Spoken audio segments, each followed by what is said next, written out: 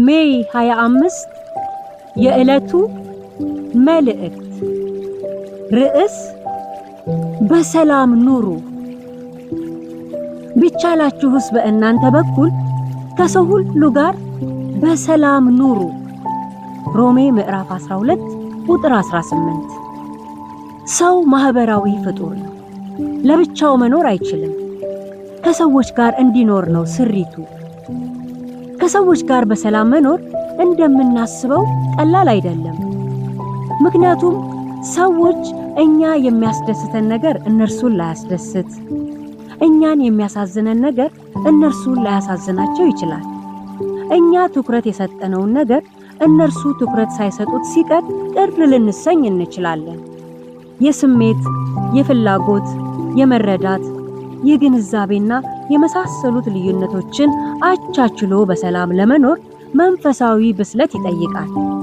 ይህን ልምምድ ለመገንባት ደግሞ ቃሉን መሰረት ያደረገ ዕውቀት መገንባት፣ ከሰዎች ጋር በሰላም እንዳንኖር ሊያደርጉ የሚችሉ አሉታዊ ነገሮችን አስቀድሞ አውቆ እነርሱ ላይ ሥራ መስራት፣ የግንኙነት መሻከር ሲፈጠር የደፈረሰውን ግንኙነት ቀድሞ ወደ ነበረበት ለመመለስ የሚኖር ዝግጁነትን መገንባት ይጠይቃል።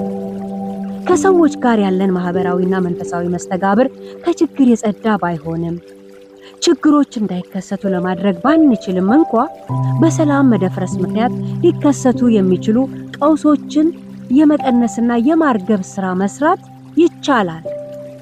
ከሰዎች ጋር በሰላም ለመኖር ኃላፊነቱን ለእነርሱ መስጠት ሳይሆን የራሳችንን ድርሻ መወጣቱ ላይ ራሳችንን ቅድሚያ ማሰለፍ ይገባናል። ምክንያቱም ሰው የዘራውን እንደሚያጭድ እኛም ሰላምን ዘርተን ሰላምን ለማጨድ የበኩላችንን አስተዋጽኦ እናበርክት።